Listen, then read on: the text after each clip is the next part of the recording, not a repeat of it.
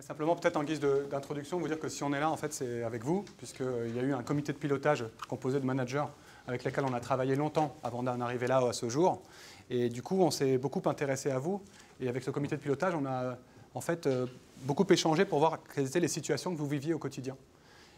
Pour qu'on ne fasse pas, c'est pas dans la théorie, mais qu'on parte de vous. Et donc, il y a pas mal d'histoires qui nous ont été racontées. Et parmi ces histoires, il y en a une qui m'a bien plu.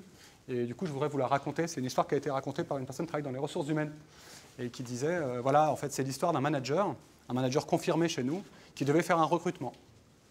Et puis, dans ce recrutement, on sort 3 CV, 3 profils avec des gens de différents profils types, un peu différents les uns des autres, mais qui peuvent tous, entre guillemets, prendre le poste. Bon. Le manager échange avec sa RH et puis il dit qu'est-ce que tu en penses? Il dit voilà, je vais analyser, j'ai fait une grille d'analyse, je voudrais recevoir les gens pour m'assurer qu'au niveau des CV, mon ressenti est en phase. Donc le manager reçoit les 3 candidats et le RH reçoit les 3 candidats. Et puis il se retrouve. Il dit alors quel est ton sentiment? Et le manager dit voilà, j'ai fait des croix, j'ai mis des croix dans les cases, j'ai une grille d'analyse, les 2 profils sont très différents donc j'hésite en fait. Alors elle dit, et toi, RH, qu'est-ce que tu en penses? Et donc la RH dit, écoute, c'est pas moi qui vais travailler avec, donc la décision est chez toi. Et puis je me sens un peu coincé parce qu'en fait, j'ai fait mes grilles d'analyse, alors du coup, on en a même fait un petit dessin, et finalement, mon équilibre, je le trouve pas, je ne sais pas qui décider. Alors il prend une décision, il décide d'envoyer les 3 candidats à son N+1. C'est une décision, on est là sur ce thème. Et donc le N+1 reçoit les 3 candidats. Et sur les 3 candidats, il y en a un qui est, entre guillemets, qui ne fait plus partie de la course, sur lequel ils étaient en phase. Mais sur les 2 autres, la prise de décision du N+1 n'est pas complètement en phase avec le sentiment du manager, qui lui, en fait, était plutôt parti sur le profil, il y a un profil un peu technique, et l'autre qui avait un profil un peu plus communication stratégique. Donc le profil technique ressemblait à celui du manager, qui se disait, là, avec ça, je suis en sécurité, c'est quelqu'un qui j'en sais, qui saura faire. Et le profil un peu plus stratégie, un peu plus communicationnel de l'autre candidat, finalement, c'est son N+1 qui lui dit, moi, je trouve qu'on pourrait travailler avec celui-là. Et résultat, il se trouve coincé, puisque entre sa décision, son intuition à lui, son système de sécurité qui était de prendre le profil technique, et celui de son N+1 qui dit, je vais plutôt partir sur le profil politique, je ne sais pas trop quoi faire. Donc il rappelle la RH, qui a un débrief, et il dit, je ne sais pas trop quoi faire, je suis de nouveau coincé, parce que maintenant, je suis coincé pour une autre raison, c'est qu'on n'a pas la même vision. Et donc la RH lui dit, écoute, comme c'est toi qui vas bosser avec lui, comme on est en milieu de semaine, prends un peu de temps, quitte à ce que ce week-end, tu réfléchisses encore, et puis on s'en reparle lundi, tu dors dessus. Sauf que le vendredi soir, le manager en question qui recrute prend son téléphone et lui dit, écoute, ça y est, j'ai pris ma décision, moi je prends le profil technique, le profil A, c'est celui qui me convient le mieux. Et la RH lui dit, ok, on se donne quand même lundi pour en reparler. Et le lundi, son téléphone sonne, et qu'est-ce que décide la personne en question? Finalement, je vais prendre le B. Ce qui nous montre toute la difficulté de la prise de décision et des décisions que l'on prend au fur et à mesure lorsque l'on doit prendre une décision. Et pour la petite histoire, la personne qui a été recrutée, parce qu'il y a une fin dans cette petite histoire, elle a elle-même un jour recruté assez rapidement, parce qu'il y avait une vacance dans son poste, un profil interne. Et le jour où elle s'est retrouvée avec les 2 derniers candidats, elle les a donc présentés à son N+1, donc la personne qui l'avait recruté à l'époque, et qui faisait l'analyse et qui disait tiens, qu'est-ce que je fais? Et finalement, la personne recrutée a dit écoute, c'est moi qui vais bosser avec, donc je pense qu'on pourrait plutôt travailler avec cette personne-là. Ce n'est pas un métier facile de manager, de prendre des décisions tous les jours, et donc c'est pour ça que ce défi a été construit pour vous et avec vous. Donc ce que je vous propose, c'est que vous présentez en gros qu'est-ce qu'on vient y faire. Eh bien, on va travailler au-delà de ce titre qui était celui sur lequel vous avez envie de travailler sur 3 axes. Premier, d'analyser. Parce qu'on l'a vu dans notre petit exemple, prendre des décisions, c'est aussi mettre du rationnel et avoir des outils pour analyser, mais ça n'est pas que ça. Il faut également pouvoir partager, parce que vous avez des équipes, vous avez des hommes. Une fois que votre décision est prise, eh bien, il faut emmener les autres avec vous. Et puis il faut agir, une fois que c'est fait, une fois qu'on a décidé, comment derrière je mets en énergie mon équipe au quotidien. Et donc on sera sur ce thème-là, sur les 3 axes. L'analyse, le partage, la communication avec les autres, et derrière, l'action, puisque vous êtes des gens d'action, et on le sait, aujourd'hui, de l'action, on en a besoin et il en faut. Ça va? Clair pour le thème? En termes d'objectifs, donc aujourd'hui, on est là pour vous présenter en gros la formation, puis faire aussi des choses ensemble, des petits bouts comme ça, pour toucher du doigt un peu l'état d'esprit qui est le nôtre. Voilà quel est l'objectif que l'on s'est donné et que l'on souhaite partager avec vous. La première chose, c'est un objectif de méthode pour avoir des outils spécifiques qui ont fait leur preuve dans ces environnements de prise de décision, dans des environnements incertains. Et donc vous allez déjà en avoir aujourd'hui avec Christophe que je vais vous présenter. Mais donc il y a un objectif méthodo. Sauf qu'on s'est dit, ce n'est pas que de la méthodo, de la boîte à outils, la prise de décision. Sinon ce serait trop simple.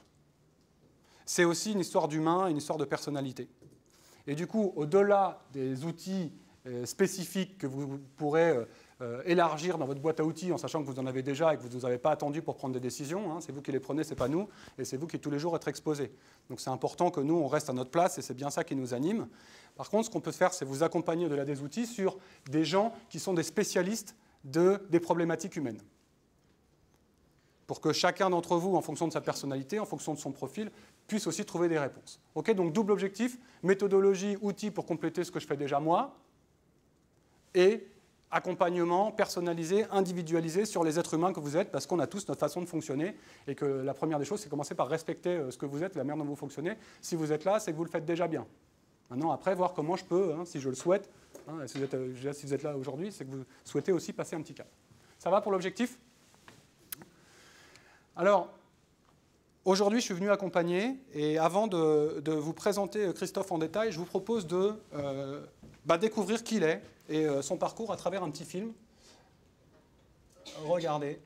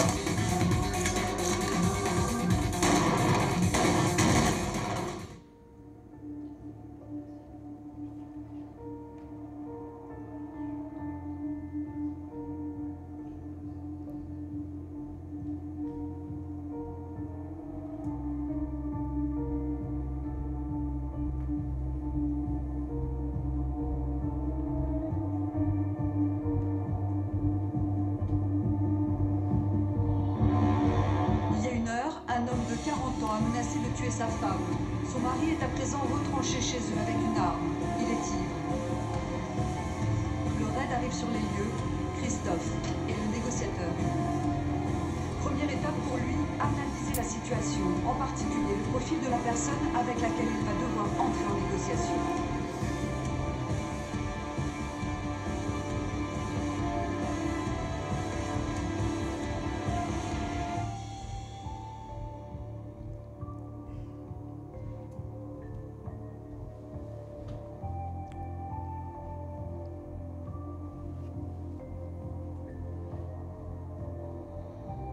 Cette prise d'otage va durer plus de 20 heures. Nous allons en parler avec le négociateur du raid, Christophe Coppen. Négociateur du raid, Christophe Coppen, au sujet de la prise d'otage de la famille française au Cameroun. L'opération s'est bien passée, en douceur, comme la plupart du temps.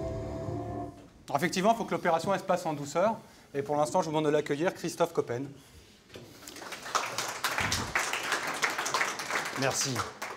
Alors vous l'avez compris, c'est un petit peu un sujet pour moi, ça. Décider dans l'incertain, hein, dans un complexe, une situation complexe, eh bien c'était un petit peu un sujet sur lequel j'avais 2-3 choses à vous communiquer. Juste pour vous éclairer sur mon parcours, pendant 13 ans, j'étais en police judiciaire, en groupe de répression du banditisme et en groupe criminel. Donc je travaillais sur le gratin, en quelque sorte, de la criminalité française. Donc l'incertain, à cette époque-là, eh bien, c'était sur est-ce que l'on va réussir à sortir des affaires criminelles qui occupent donc toute la presse au jour le jour et donc qui donc mobilisent en fait l'intérêt des autorités. Et surtout, derrière, est-ce que l'on va réussir en fait à permettre que des victimes eh bien, puissent trouver leurs auteurs, etc. Donc il y avait un enjeu humain très important. Et puis en 99, j'ai été recruté par le RAID, ou tout du moins on m'a demandé de venir passer les tests, de manière à pouvoir me mettre sur un nouveau dossier, sur une nouvelle spécialité qui est la négociation. À cette époque-là, la négociation était purement empirique à l'intérieur de cette unité-là. Eh bien, on avait énormément d'affaires avec des situations extrêmement complexes, avec des prises d'otages, des forcenés et autres, etc. Mais il fallait créer une méthode. Donc, on m'a demandé pendant les premières années, lorsque j'ai pris ce poste-là, en 99, eh bien, à créer pendant 3 ans toute une méthode avec l'ensemble des sciences humaines pour pouvoir aller chercher en fait tout ce qui allait devenir opérationnel et qu'est-ce qui allait nous permettre de faire la différence entre des gens qui, au départ, sur une situation de crise, lorsqu'ils sont policiers, tentent de résoudre l'affaire avec ce qu'ils ont à leur disposition, c'est-à-dire le bon sens, la rationalité, le charisme, etc. pour certains. Et voilà. Quand toutes ces choses-là ne fonctionnaient pas, eh bien, dans ce cas-là, il n'y avait pas d'autre choix que d'appeler l'unité d'intervention nationale, donc le RAID, c'est un acronyme qui signifie Recherche, Assistance, Intervention et Dissuasion. Et là, on n'avait pas le choix, il fallait impérativement avoir la solution au problème. Il fallait impérativement trouver le moyen de résoudre la situation. Donc l'enjeu était très important et donc la décision dans l'incertitude eh bien, était constante avec un paramètre que nous étions obligés d'intégrer, c'est-à-dire dès le départ, je n'avais pas le choix, je savais très bien qu'il allait y avoir une situation la plus catastrophique qui soit, personne n'avait réussi jusqu'à présent à la résoudre et à partir de là, eh bien, on me donne le bébé, on nous donne le bébé au niveau de l'intervention et on dit voilà, messieurs, faites des miracles. Donc, vous imaginez bien toute la difficulté de ce genre de mission. Et donc, ça a nécessité que, pendant les premières années, j'aille chercher, en fait, je vous disais, dans toutes les sciences humaines, qu'est-ce qui fonctionne.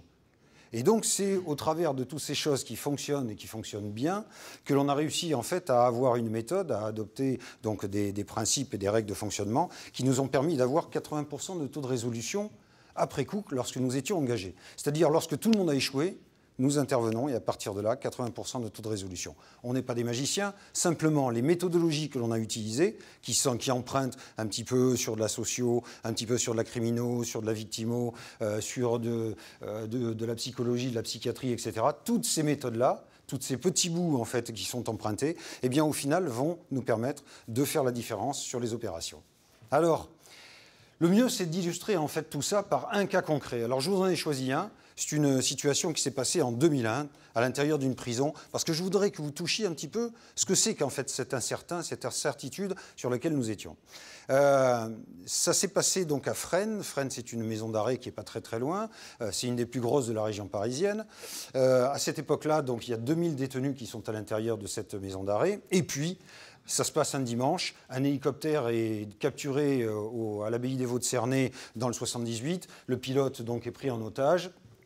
Des types, des malfaiteurs, rentrent à l'intérieur de l'hélicoptère, demandent à ce que l'on mette le cap sur donc, la région parisienne, le pilote s'exécute, et donc ils arrivent au-dessus de la maison d'arrêt de Fresnes, se mettent en stationnaire, défont une corde au bout de laquelle se trouve une échelle de coupée qui permet de grimper, donc c'est une échelle spéléo, qui permet de grimper donc, dans l'hélicoptère, et ils tentent d'arracher, ce que l'on appelle dans notre jargon, arracher en fait des toitures de la prison, 2 individus qui sont donc là pour tenter une évasion extrêmement spectaculaire, puisqu'on appelle ça une élivasion, hein, il y en a tout un tas qui se passe à cette époque-là. Les gars n'arrivent pas à atteindre, à cause des filets anti-évasion, ils n'arrivent pas à atteindre l'échelle de coupée. En revanche, les complices à l'intérieur de l'hélicoptère tirent copieusement sur les miradors et notamment laissent un pauvre gars, un pauvre agent pénitentiaire avec 3 balles de Kalachnikov à l'intérieur du corps parce que les munitions ont percé donc, en fait, les vitres blindées du mirador. Première situation de complexité pour nous, on arrive avec un blessé extrêmement grave qu'il est difficile d'aller chercher parce qu'il est dans un endroit qui est très exposé et donc sous le feu éventuellement donc des malfaiteurs. Comme les gars n'arrivent pas à attraper l'échelle de coupée, qu'est-ce qui se passe? Eh bien, ils se font envoyer des armes, Kalachnikov, pistolet automatique, gilet pare-balles, et donc avec ces outils-là, en quelque sorte, d'accord, eh bien, ils laissent les complices dans l'hélicoptère, laissent la possibilité pour les malfaiteurs, en fait, de réaliser eux-mêmes, à leur niveau, la prise d'otage. Lorsque le pilote a affiché sur son transpondeur, donc sur ses communications radio, un code donc, qui permet de comprendre qu'il est pris en otage, d'accord, eh bien, toutes les forces de police sont mobilisées parce qu'on sait qu'il y a, lorsqu'il y a un détournement d'aéronef, on sait qu'il y a de grandes chances, en fait, que ça soit pour essayer d'arracher quelqu'un sur une prison. Donc, on se rassemble tous au niveau de nos bases. Le raid est mobilisé, bien évidemment. On arrivera sur place, puisqu'on va très vite comprendre, on va très vite nous signaler que la prise d'otage se passe là-bas, que la tentative d'évasion se passe là-bas à Fresnes. On va très vite arriver sur place. Lorsque l'on arrive sur les lieux, l'hélicoptère est déjà parti et plusieurs otages ont été capturés par les deux individus, dont un commissaire de police qui était de permanence et qui a cru qu'il allait pouvoir négocier avec eux dès le départ. Et en fait, il s'est fait capturer. Résultat des courses, vous voyez un deuxième élément de complexité. On avait l'un des nôtres, donc une charge émotionnelle supplémentaire, qui se trouvait capturé en fait et qui était aux mains des malfaiteurs. On avait également 300 détenus qui étaient dans une cour de promenade et qu'il était impossible d'aller chercher et évacuer, tout simplement parce qu'entre eux et nous, eh bien, il y avait des malfaiteurs qui étaient là avec la Kalachnikov, d'accord, et qui étaient prêts à tirer donc, sur la première personne qui se présenterait. Élément de complexité supplémentaire. Lorsque nous arrivons, le premier contact que j'ai avec eux, je suis dans la colonne d'assaut, la première qui rentre à l'intérieur de la prison, eh bien le premier contact que l'on a avec eux, les types sont au bout d'un couloir, d'un long couloir de 80 mètres, et ils nous mettent en joue, et il y en a un des deux qui tire à la Kalachnikov, et ça vient taper dans des barreaux juste devant nous. Et on se dit, la situation va être extrêmement compliquée, bien évidemment. Et on voit le niveau de complexité, là encore, lorsque le premier contact se fait à ce niveau-là, c'est-à-dire dans un rapport de force immédiat.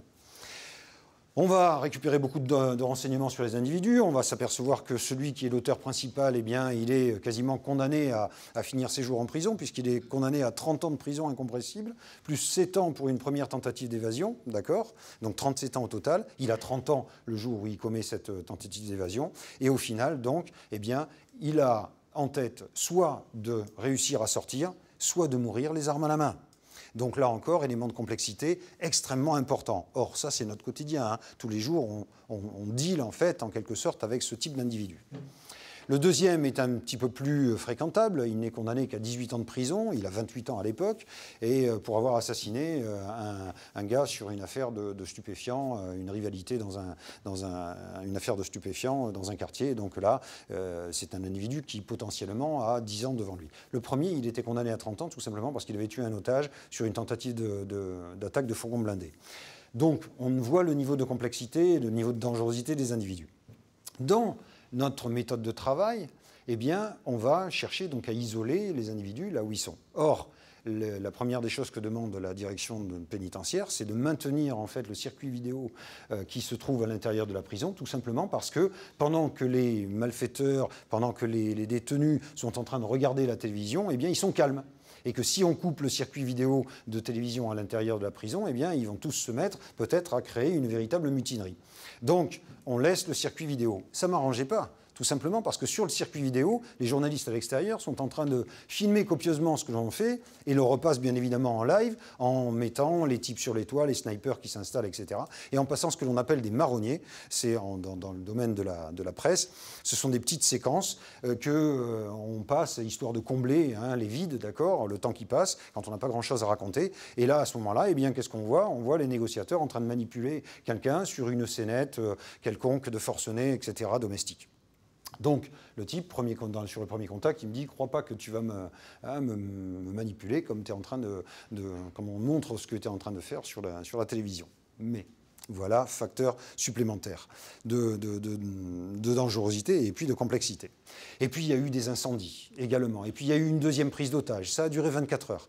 La deuxième prise d'otage a été extrêmement opportuniste. Elle était à l'intérieur des coursives, tout simplement parce que des gardiens s'étaient retranchés à l'intérieur d'une cellule pour se cacher. D'accord ? Ils ont été surpris par des détenus qui étaient en train de faire du grappillage de partout. Et là, lorsqu'ils sont tombés dessus, eh bien, ils se sont dit, nous aussi, on va tenter notre chance. Comme c'est le chaos, eh bien, on va tenter la chance donc, pour pouvoir essayer de sortir, nous aussi, en force. Il a fallu gérer cette deuxième prise d'otage à un moment donné, donc opportuniste, qui a duré pendant 2-3 heures. On avait également ce que l'on appelle des DPS, détenus particulièrement surveillés, qui ont tenté eux aussi une évasion, qui ont détruit une infrastructure et qui ont escaladé les murs et qui sont partis ensuite sur les toits pour essayer de s'évader. Il a fallu donc les contenir avec nos snipers parce qu'ils étaient une soixantaine. Et les détenus particulièrement surveillés, c'est le gratin dans une prison. C'est les terroristes, c'est les criminels de belle envergure, c'est les cannibales, il y en a quelques-uns, etc. Donc vous avez tous ces joyeux drills, là, d'accord, qui sont sur les toits de la prison et qui essayent de partir.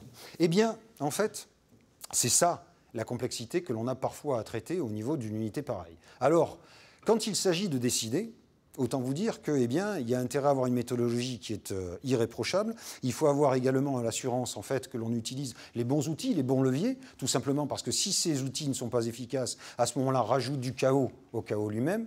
Et donc, au final, eh bien, on a traité les affaires les unes derrière les autres, en essayant donc d'aménager notre échelle de temps de manière à contenir les gens, à aller chercher le blessé, à dealer avec les preneurs d'otages pour qu'on arrive à éliminer les 300 personnes qui étaient dans les cours de promenade, parce qu'au bout d'un moment, ça allait devenir absolument insupportable de les garder là-dedans, etc., etc.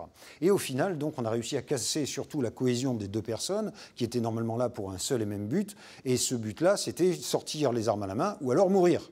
Voilà, c'est ce qu'ils nous racontaient. Sauf que la réalité était totalement différente. Il y en avait un sur lequel on a réussi à réveiller en quelque sorte l'instinct de vie, et l'autre qui en revanche, lui, était condamné en quelque sorte à finir ses jours en prison. Celui-là, eh bien, ma foi, on l'a conforté dans l'idée qu'une fois qu'il n'y aurait plus d'otages, une fois que la situation serait relativement apaisée, eh bien, dans ce cas-là, on irait le chercher en force, et puis il aurait sa chance de finir les armes à la main, d'accord, et puis de rentrer dans le panthéon des voyous et de se faire tuer par le raid, d'accord, donc les armes à la main. Voilà comment les choses se sont passées. Sauf qu'au final, bien évidemment, quand on a réussi à faire sortir tous les otages, lorsqu'on a fait se rendre l'un des individus, eh bien à ce moment-là, j'avais fini mon travail en tant que négociateur avec mon équipe. Et finir son travail, ça veut dire quoi? Ça veut dire qu'il n'y a plus d'otages, il n'y a plus une équipe de malfaiteurs donc, qui sont là, les armes à la main, et au final, il n'y a plus qu'une seule personne, une seule, qui est là, retranché avec une Kalachnikov, un pistolet automatique, d'accord, et qui attend qu'une chose, c'est de s'affronter avec les forces de police. Pour faire ce que l'on appelle, dans notre jargon, un suicide by cop. Le suicide by cop, eh bien, c'est que tout simplement, la personne n'a pas le courage de se suicider elle-même, et donc elle va transmettre, elle va en quelque sorte aller affronter les forces de police, tout simplement pour avoir l'occasion de se faire tuer, et donc c'est une manière de sortir la tête haute, en quelque sorte, de son histoire. Moi, j'avais normalement fini mon histoire. C'est-à-dire qu'une fois qu'il n'y a plus qu'un type retranché seul, ça, à ce moment-là, le groupe d'intervention sait faire parfaitement ce genre de choses. On sait aller chercher en force un type qui est retranché. C'est notre boulot quotidien. En l'espace de 12 ans, j'ai fait plus de 350 opérations de ce type-là. Donc on sait parfaitement faire. Mais, et c'est là que la décision dans l'incertitude est intéressante, c'est que, normalement, on a une situation que l'on maîtrise dorénavant parfaitement. Or, est-ce que l'on doit faire le choix de travailler sur un one-shot? Est-ce qu'on doit faire le choix de travailler sur la résolution uniquement que de cette affaire? Eh bien non. Tout simplement parce que dans notre stratégie générale, si jamais ces types qui sont retranchés, ce type qui est maintenant tout seul retranché, si jamais on va le chercher en force et qu'on le tue, ça veut dire quoi?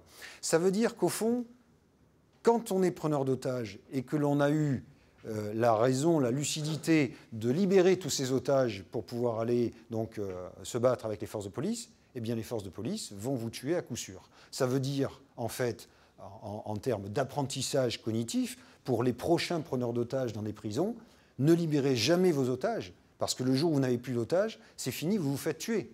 Voilà grosso modo ce qui reste, en fait. Une fois que l'on a éludé tout ce qui appartient à l'histoire, à la réalité de l'histoire, c'est toute cette chose-là, en fait, simplement qui reste.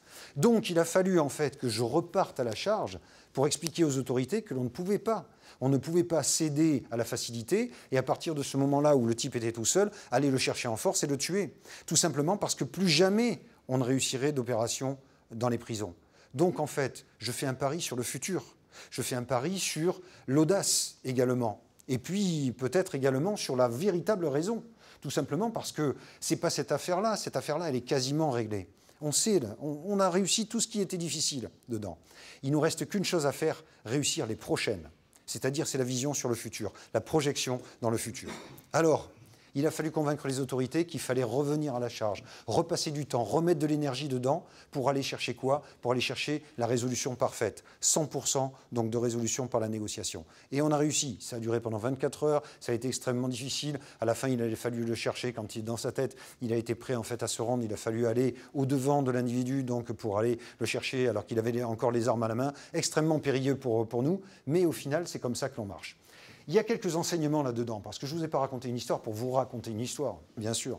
Ce qui va nous intéresser pendant ces quelques séances que l'on va faire ensemble, en fait, c'est d'aller piocher là-dedans, dans ce vécu des uns et des autres, de tous les experts et les coachs que vous allez avoir avec vous, eh bien, des choses qui vont être particulièrement utiles pour votre métier.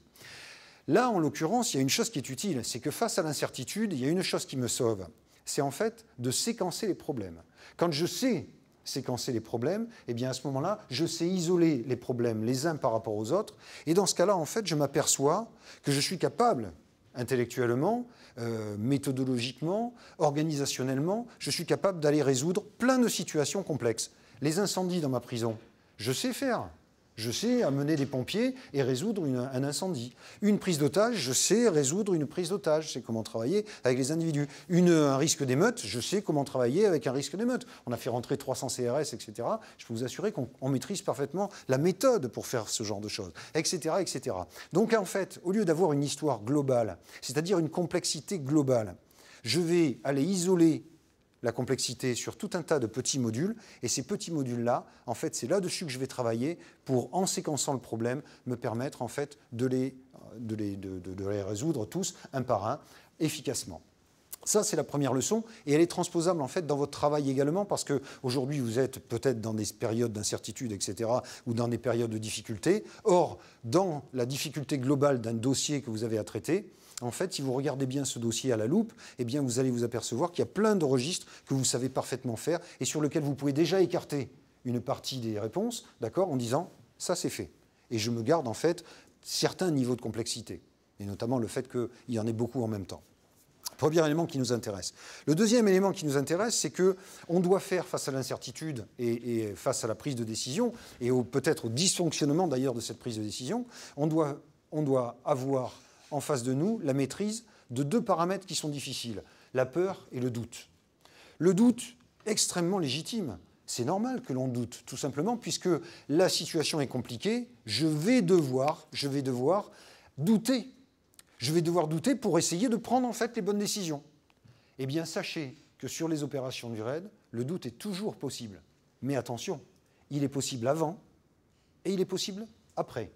Le doute avant, c'est quoi ? Lorsque l'on fait le briefing, lorsque l'on prépare l'opération, lorsque l'on est en train de mettre en marche notre énergie, nos forces, à ce moment-là, tout le monde a droit de parler.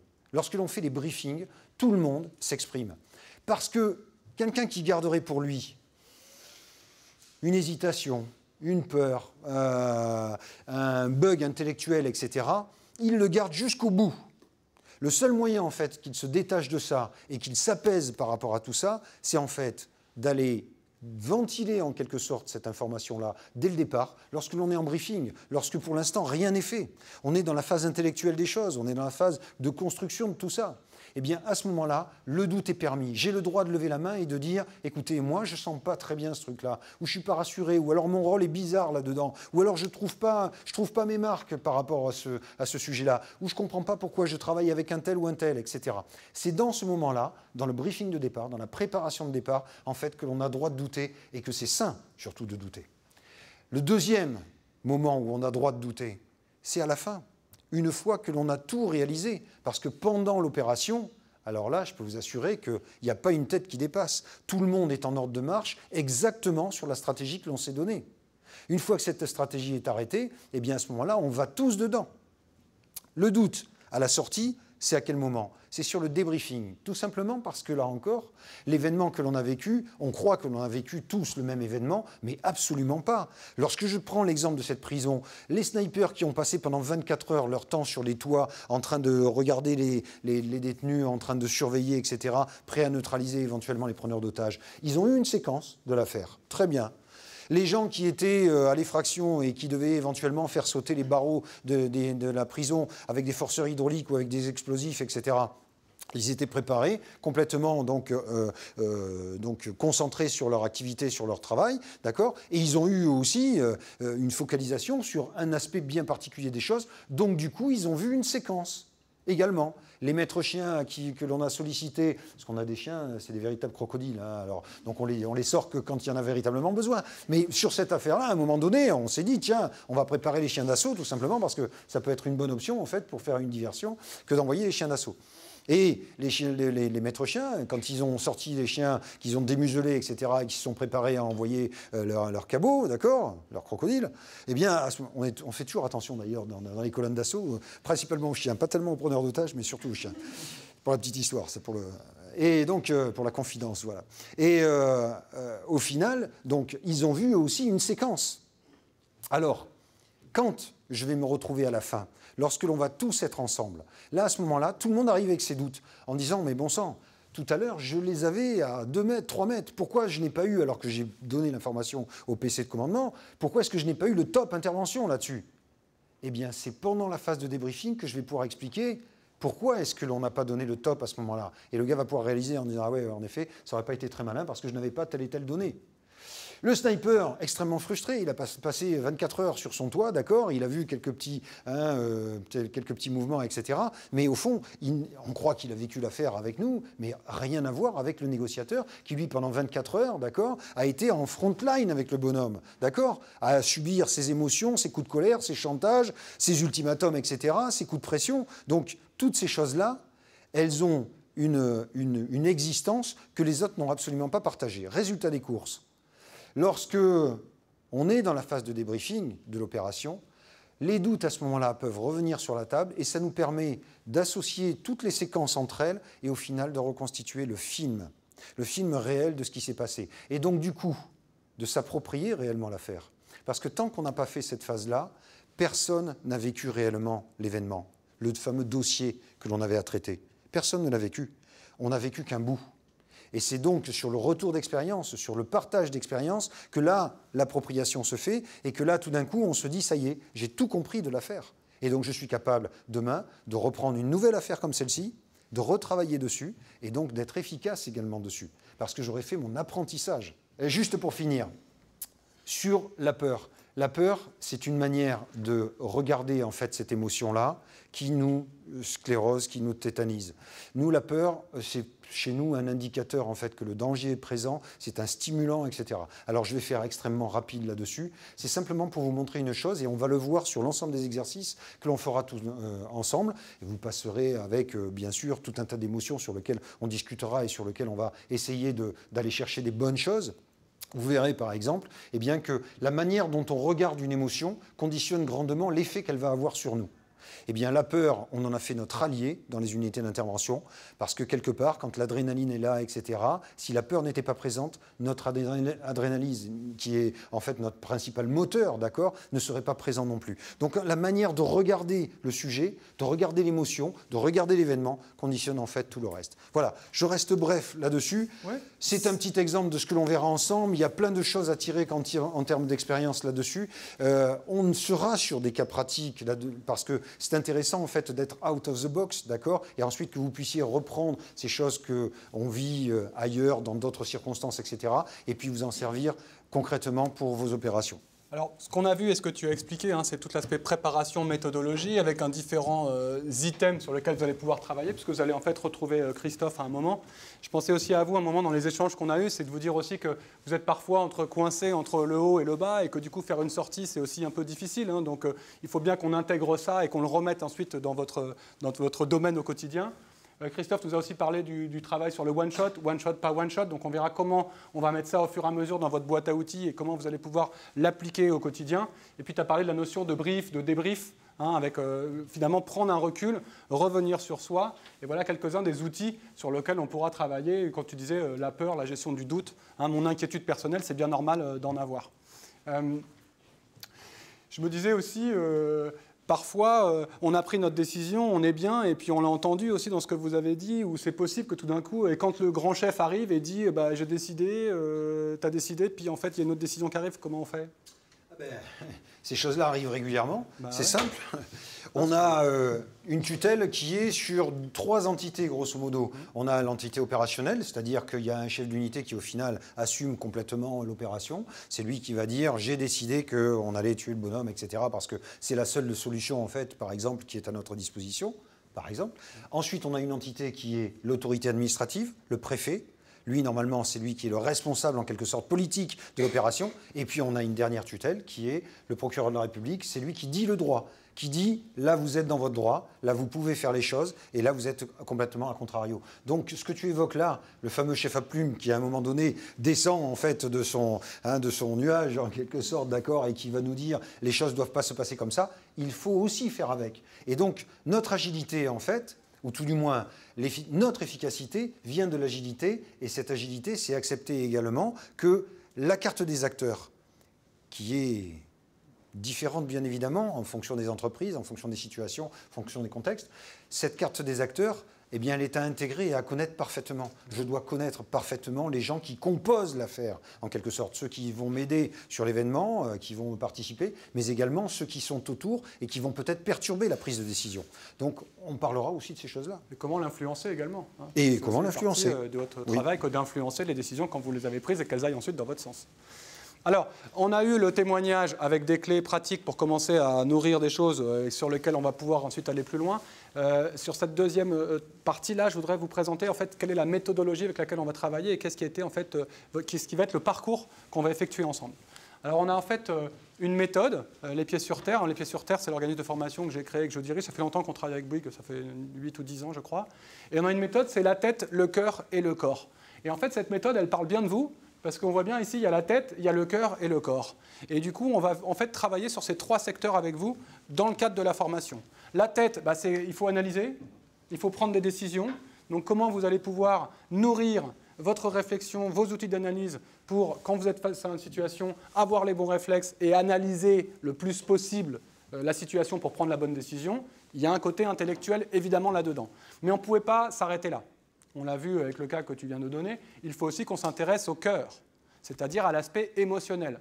Donc donner des clés simplement pour comprendre, mais sans se dire qu'est-ce qui se passe à l'intérieur des personnes et qu'est-ce qui m'inquiète, qu'est-ce qui ne m'inquiète pas, ce ne serait pas aller au bout. Hein, et tu parlais de la peur, ce n'est pas forcément la chose la plus facile pour soi à appréhender, non? Non? En même temps, si on n'en parle pas, on n'ira pas. Tiens, par exemple, monsieur, vous voulez bien être ma peur? Parce que la peur, en fait, vous savez que les histoires de cerveau, vous savez que quand on est dans la peur, on est dans le reptilien. Vous savez que c'est le reptilien qui prend le contrôle. Non? Du coup, en fait, on a du mal à mettre du cortex. Le cortex qui m'aide à comprendre ce qui se passe. Non? À analyser. Donc, si je suis dans ma peur, en fait, j'ai du mal à analyser puisque mon cortex s'éteint. Donc, si monsieur est ma peur, par exemple, je me dis, soit je me dis, je ne regarde pas ma peur en face, donc vous me retenez-moi, empêchez-moi d'avancer. Voilà. J'aimerais bien prendre une décision, j'aimerais bien porter, mais je suis tiré par quelque chose. Mais non, j'ai pas peur. Si, non, elle me tient, j'aimerais bien. Non? À un moment, je suis bloqué, quoi. Ou alors, je regarde ma peur en face. Elle m'a déjà lâché. Elle n'a pas disparu, elle est souriante et sympathique. Mais au moins, moi, je peux faire un petit bout, quoi. Et donc, d'aller mettre des mots, d'aller regarder ce qui m'inquiète, moi, en fonction de ma personnalité, de mon parcours, et de trouver des gens aussi pour le faire, et un cadre qui est le vôtre, et d'avoir un cadre privilégié pendant cette formation, ou par mini-groupe, vous pourrez aussi aller sur ce secteur-là, c'est être complet dans la méthode. Donc voilà pour le côté tête, voilà pour le côté cœur. Et puis ensuite, là, c'est pour symboliser le corps. C'est-à-dire qu'à un moment, ici, il faut agir. Il faut porter vos équipes et il faut y aller, il faut être dans l'action. Hein. Donc on se travaillera sur les 3 secteurs et vous allez voir que la méthode tête, cœur, corps, on va la retrouver en fait pendant toute la durée de votre parcours ensemble, de notre parcours ensemble. OK ? Alors, en termes de règles du jeu, on va se donner des règles du jeu pendant tout le suivi de la formation. Le premier, c'est le bouton qui s'allume quand on est en live. Hein, c'est pour se dire qu'on va pratiquer. Donc à chaque fois, on va faire des cas. Peut-être parfois un peu délocalisé, hein, pas forcément sur le vôtre, mais ensuite très vite qu'ils puissent revenir à votre situation à vous. Donc on a identifié un certain nombre de cas pour être concret et pratique, parce qu'il y a toujours une différence entre « oui, j'ai compris, je vais faire » et puis « non, je fais là maintenant ». Donc profitons d'être entre 4 murs pour s'entraîner et voir, tiens, qu'est-ce que tu aurais fait? Et il n'y a pas d'autre enjeu que de progresser ensemble. Donc au moins, on sera dans la pratique, dans le concret, c'est la méthode les pieds sur terre. Ensuite, le petit cœur, c'est pour nous dire qu'il faut aussi partager. Parce que si on ne se dit pas les choses, si on n'apprend pas à débriefer sans la pression pour l'instant et qu'on ne se met pas à l'aise à ce moment-là de la formation et qu'on se dit non, on le fera plus tard, on ne le fera pas non plus. Donc, que vous pouvez partager avec des professionnels, des experts de différents univers, mais aussi partager entre vous. Donc, ça veut dire pas de jugement, ça veut dire, OK, toi tu fais avec ton style, toi avec le mien, et ensemble, on regarde comment on fait avancer la boîte, hein, dans le contexte qu'elle note.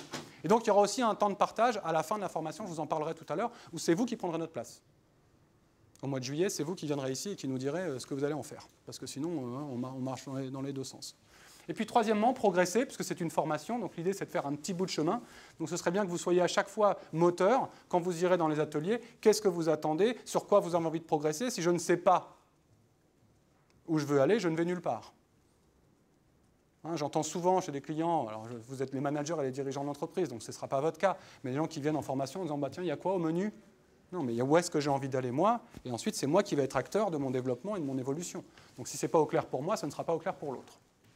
Et puis en même temps, pour progresser, il faut aussi sortir un peu de sa zone de confort de temps en temps. Non? Et souvent, c'est faire le petit pas, là, je n'osais pas trop y aller, mais en même temps, j'y vais. Et comme on est là entre nous et que c'est le dispositif de formation et qu'elle est organisée pour ça, faisons le pas ensemble, quoi.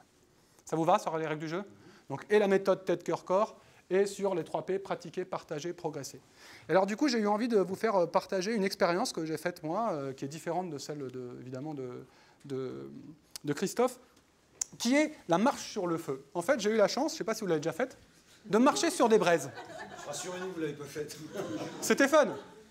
Et du coup, je me suis dit qu'il y avait des clés qui pourraient nous aider parce qu'en fait, elles viennent illustrer cette méthodologie. Donc, en gros, hein, pour marcher sur les braises, c'est sans chaussures, hein, d'accord? Petite distance, c'est entre 6 et 8 mètres. Et en fait, donc là, vous devez y aller, et ce n'est pas sûr que vous n'allez pas brûler. Parce qu'au départ, moi, je n'irais pas. Non, j'étais bien là. Non, pas pour moi. Et donc, en 5 ou 6 heures de préparation physique et mentale avec des clés qui, je pense, que je voudrais partager avec vous, en fait, toute la salle y allait. Alors, quelles sont les clés? Première clé, sur la tête, justement, c'est de comprendre que je brûle si le rythme avec lequel je marche n'est pas le bon. Soit je vais trop vite, et là, si je prends une cigarette et que je fais comme ça, ma peau ne se refroidit pas, résultat, je brûle. Soit je vais trop lentement, et là, c'est l'inverse. Je fais steak haché, là, le gris tout peint, et là, je brûle. Mais en fait, sur une certaine distance, comme votre peau a un minimum d'énergie, bon, ça va un peu plus loin que ça, là, on en parle rapidement, on met 5 heures, mais en gros, je vois avec Quentin que vous dites, t'es sûr? Voilà. Et donc, sur une certaine distance, ça tient. D'ailleurs, je ne sais pas si vous avez déjà vu les Indiens. Non, moi, j'ai vécu à La Réunion, par exemple, les Malbars, on dit, ils marchent sur le feu. Il faut une quarantaine, etc. Mais dedans, c'est des choses qui se pratiquent. Ça, c'est la première clé. Donc, sur le mental. En même temps, ça ne suffit pas. Parce qu'il y a une deuxième question, c'est une question de posture. C'est-à-dire que quand on était tous très près, tous bien dans notre corps, comme des militaires, on était là, ouais, on était 12 000 personnes qui faisaient yes, yes, yes, ready to go. C'était un truc américain, hein. Évidemment, c'est eux qui font ce genre de trucs. Au passage, j'ai compris ce jour comment on faisait des armées. J'ai compris aussi comment on pouvait... Là, c'était fait pour dépasser ses inquiétudes. Mais j'ai compris aussi qu'il nous aurait donné des kalachnikovs en nous disant là-bas sont les ennemis. Pour ceux qui auraient été un peu dans le truc, tu y vas, hein, parce que tu te sens un surhomme, en fait. Donc, c'est à double tranchant. Bref, sur la posture, lorsque nous étions tous bien droits, bien ancrés, bien lagnac, ils nous disaient non, il vous manque 2 mm. Et ces 2 mm, figurez-vous, sont dans le cœur. C'est-à-dire, c'était d'ouvrir ici et de travailler sur sa posture pour gagner en confiance, y compris avec le corps. Intéressant, quand même. D'ailleurs, quand on va se battre, hein, c'est rarement comme ça. Hein. Je ne vais pas le provoquer lui, mais c'est jamais, quoi. Hein. Je pourrais essayer. Donc ça, c'était la deuxième clé. Et puis, la troisième, justement, c'est sur le mental. Pendant toute la marche, cool mousse, cool mousse, cool mousse, cool mousse, cool mousse. Cool mousse, en anglais, la mousse cool, fraîche, dans laquelle je mets mes pieds. Résultat intéressant par rapport à ces équipes, ce n'est pas le chemin que j'ai à traverser qui fait que je me dépasse et que j'y vais, c'est le résultat et l'objectif final. La mousse fraîche dans laquelle je mets mes pieds. Donc vous voyez comment la méthode tête-cœur-corps et ce genre d'histoire peut aussi nous aider en se disant, bah, tiens, moi, qu'est-ce que je dis aussi dans ma communication et qu'est-ce que je montre comme destination finale aux autres? Est-ce que je montre le chemin? Est-ce que je montre le résultat? On a échangé sur cette expérience-là, sur le côté mental. Comme on a vu ce tête-cœur-corps, je voudrais vous proposer aussi maintenant d'échanger sur une autre clé qui va être sur celle du courage. Vous connaissez l'APM, l'Association du progrès des managers? Non, c'est un club de managers auquel j'appartiens et qui, la dernière fois, a fait venir une psy, et j'ai bien aimé son discours. Elle disait que c'est quoi le courage? On parlait tout à l'heure. Est-ce que le courage, c'est de ne pas avoir peur?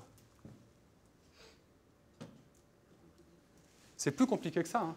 En fait, le courage, c'est d'être conscient de la peur, de sa peur, mais d'arriver à la dépasser. Or, parfois, dans la prise de décision, on peut être... se dire, j'y vais pas. Parce que si j'en prends et j'en prends trop de décisions et que ce n'est pas la bonne, derrière, ça peut me revenir, quoi. Donc, d'arriver à avoir une peur individuelle, et ce que j'ai compris aussi dans ton discours, et que je trouvais passionnant, c'est qu'il y a aussi le sens du collectif. C'est-à-dire que la peur, c'est aussi ensemble, quand on y est tous ensemble.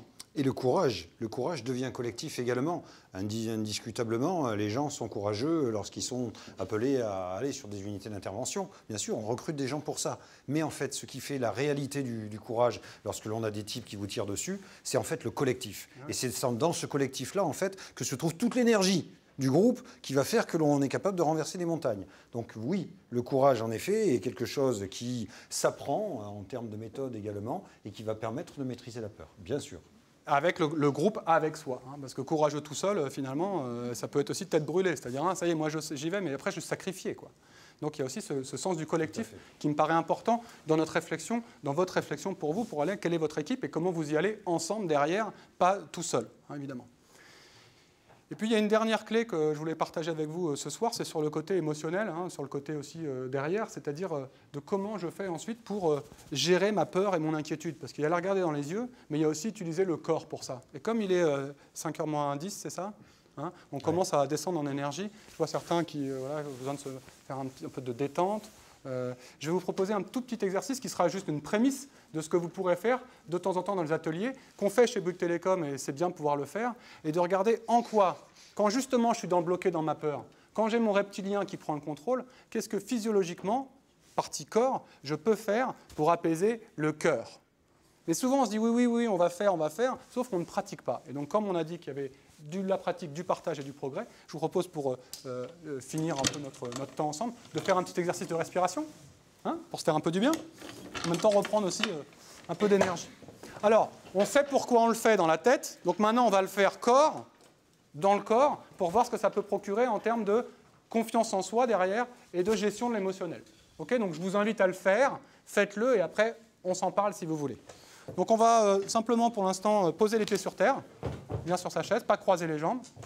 Poser les mains sur la... Il y a beaucoup de gens qui font des pratiques comme ça, d'arts martiaux.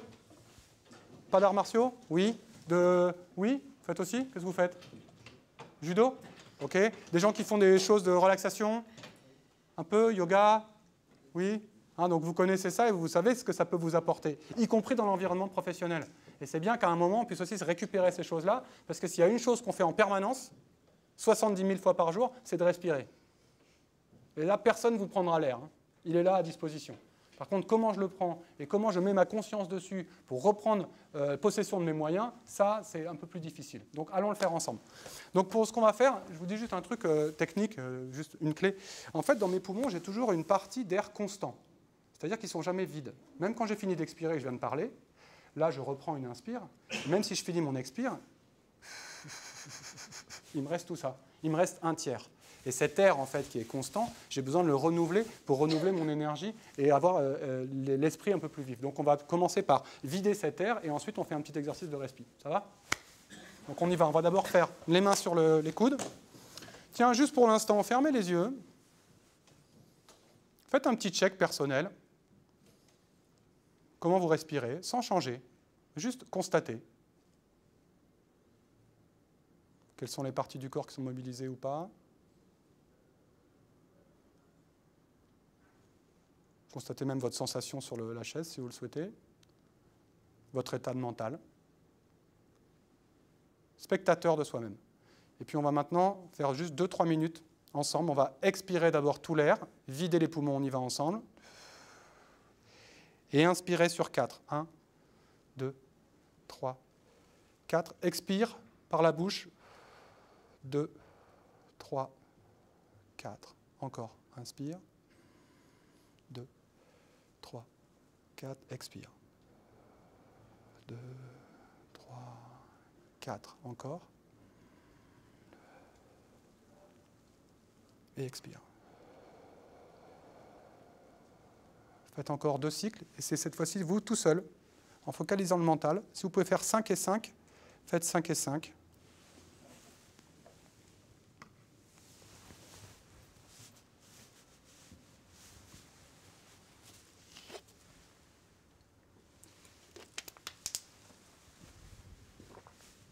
et un dernier cycle. Finissez l'expire. Gardez les yeux fermés juste un instant.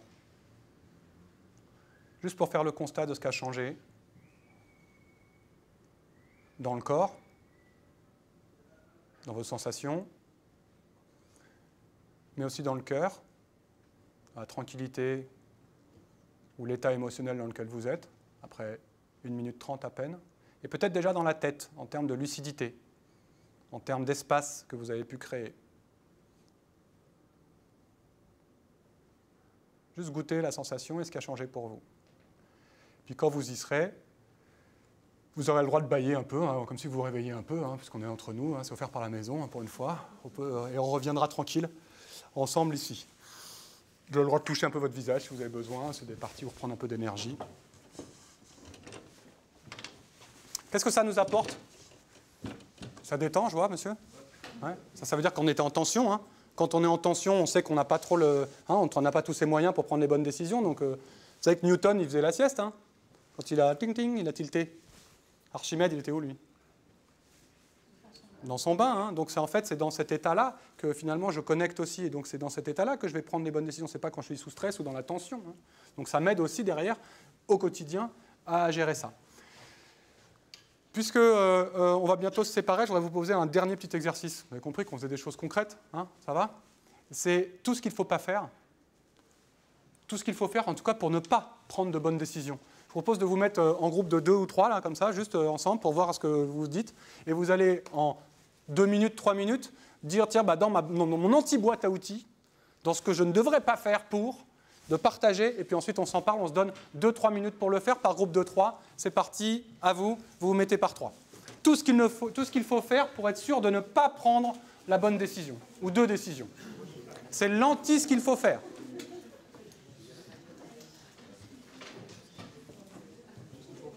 Voilà, ensemble, c'est bien. Tout ce qu'il faut faire pour être sûr de ne pas prendre de décision.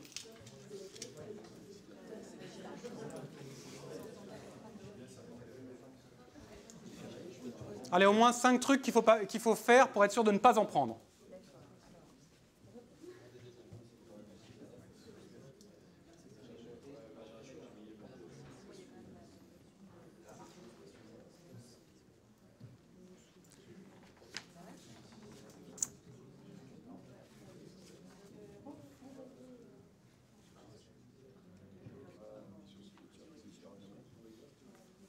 On s'arrête. Qui a une solution innovante pour être sûr de ne pas prendre de décision? Une solution innovante? Ouais, t'en as une? Ouais, on fait un petit bout. Allez, une par petit groupe. Vous avez quoi, par exemple? Qui? C'est une jambe dans l'escalier. Ouais, c'est vrai, un arrêt maladie, ouais, c'est sûr que je ne prendrai pas. Vous avez quoi, vous? Tu pars en courant. Tu pars en courant, effectivement. La fuite, c'est l'antiprise de responsabilité, de décision. Pas d'échéance? Pas d'échéance, échelle du temps. Très bien. Trop long ou trop rapide. Oui. Donc, Au bout d'un moment, ça des s'étiole. vitesses Ouais, le rythme. anormales, inappropriées. Ne pas être convaincu. Ne pas être convaincu soi-même. Excellent, bien sûr. Ça vous arrive jamais? Non, faut mieux Ça va, on est entre 4 murs. Hein. Ça s'appelle codir, cette salle? Et vous? Se poser plein de questions. Se poser plein de questions. Ouais. Ouais. C'est bon, c'est vous? Chez vous? Délégué, l'affaire prend pas en nom. Ah ouais. Il y a aussi la question Ah ouais, renvoyer sur quelqu'un d'autre. Ok. de prendre sa responsabilité. Ok. Avant de se quitter, et on a fait un petit bout, vous avez compris, hein, aujourd'hui, pour avoir la méthodo et puis comprendre à la fois la tête, cœur, corps, et puis que vous serez acteur de ce processus, je voudrais vous expliquer en fait ce qui fera votre parcours de formation, juste pour donner les prochains rendez-vous. Juste, oui, si tu veux bien. En fait, au travers d'un petit exercice comme ça, on révèle en fait toute la richesse que l'on a soi. D'accord? Et collectivement, encore plus, bien évidemment, puisqu'il y a une grande partie des solutions qui sont des solutions aux problèmes que vous avez, qui vous appartiennent déjà. C'est ça qui est formidable. Mais seulement, on passe à côté de plein de choses, tout simplement parce qu'on est complètement omnubilé par des préjugés, par des systèmes, etc., par des agendas et autres. Donc là, en fait, ce que l'on va partager, tous les uns les autres, c'est justement un petit peu d'intelligence collective aussi, et ça va nous faire du bien parce que c'est extrêmement rassurant. On s'aperçoit qu'on a déjà plein de choses en bagage, donc formidable. Sur le cursus qui va être le nôtre, on a travaillé avec une méthode en nœud papillon avec 3 étapes Donc je vous les présente juste, on vient de faire la première ici. Au cœur, vous aurez les outils et ensuite, c'est vous qui prendrez la main. Aujourd'hui, vous avez déjà fait l'autodiagnostic, puisque si vous êtes là, c'est que vous avez fait Virtuo au départ et que vous avez identifié que ce défi-là vous correspondait. Aujourd'hui, on vient de faire cette conférence avec un peu d'action déjà pour commencer à se mettre en jambes et être concret. Au cœur de notre nœud papillon ici, vous aurez 3 ateliers. Un atelier tête pour avoir des outils d'analyse, un atelier cœur pour gérer ses émotions et ses inquiétudes dans la prise de décision, et un atelier corps pour ensuite agir et emmener ses équipes avec soi. Celui-là, il dure une demi-journée, celui-là une demi-journée, et celui-là une journée. Et on reprendra dans le troisième, en fait, une grande partie de ce qu'il y aura eu dans les 2 autres, histoire de véritablement ancrer certaines bonnes pratiques. Voilà, dans celui-là, effectivement, vous allez intégrer les acquis d'ici pour être en action et vous dire « Ah bah tiens, en fait, il s'est passé ça pour moi, j'ai ressenti ça ou j'ai analysé comme ça ». Ça va, c'est concret, c'est facile et c'est la même méthode de nouveau. Et à la fin, c'est vous qui avez la main, puisque entre les ateliers, vous pourrez travailler ensemble pour préparer le rassemblement final, où à la fin, en fait, c'est vous qui viendrez présenter aux autres ce que vous avez pris, ce que vous avez acquis, ce que vous avez décidé de mettre en œuvre. Là, vous avez envie de faire bouger l'entreprise, parce que l'entreprise, c'est vous. Vous êtes des intrapreneurs aussi à l'intérieur, et donc c'est vous qui aurez la main à la fin pour venir nous faire partager, sous forme de sous-groupe, on vous en reparlera dans les ateliers, votre énergie personnelle pour faire que les prises de décision s'améliorent aussi, parce que c'est vous derrière qui allez les porter. Super. Ben voilà, bienvenue à cette formation. C'est Thomas qui l'a mise en œuvre et on pourra le remercier avec le groupe du comité de pilotage qui l'a fait. Donc c'est lui qu'on remercie ce soir. Bravo surtout à l'équipe de consultants qui nous a accompagnés sur le projet et aussi aux managers de Bouygues Telecom qu'on a pu solliciter. J'espère que vous allez prendre beaucoup de plaisir durant ce parcours. Nous, on a eu, je ne vous le cache pas, beaucoup de plaisir à le créer, à le monter, à essayer de penser au mieux pour vous, ce qui allait pouvoir vous aider. Donc on a voulu quelque chose de vraiment tourné vers l'action. Je crois que ça a été très bien dit par Sébastien comme par Christophe. L'idée, ce n'est pas que vous soyez dans l'intellectualité des problématiques, mais bien que vous soyez dans le concret. Donc par des jeux et par une pédagogie complètement inversée, on va vous ramener dans des situations très opérationnelles qui vont faire référence à votre quotidien. L'idée, encore une fois, c'est de vous amener à vous progresser et vous mettre en mouvement. Voilà. Donc j'espère que vous allez en profiter. Merci en tout cas aussi à nos 2 animateurs pour cette conférence. Alors, on représente une équipe, puisque dans l'équipe, vous aurez 4 personnes avec lesquelles vous allez travailler. Sur l'atelier tête, vous aurez Antonin Gonan qui va vraiment vous donner des outils. Il intervient notamment chez Sciences Po, etc., qui va donner des outils d'analyse avec différentes méthodes. Ensuite, vous aurez une coach qui est une profileuse qui vous donnera des outils sur gérer son énergie et son émotionnel. Et puis vous retrouverez Christophe, c'est lui qui animera la dernière journée. Et quant à moi, je vous reverrai au mois de juillet pour le final, pour votre présentation à vous. Et on sait qu'on va vivre un bon moment, j'espère en tout cas, ensemble. Donc rendez-vous bientôt, travaillez bien, vous êtes entre de bonnes mains. Merci à vous, bonsoir, merci. Au revoir.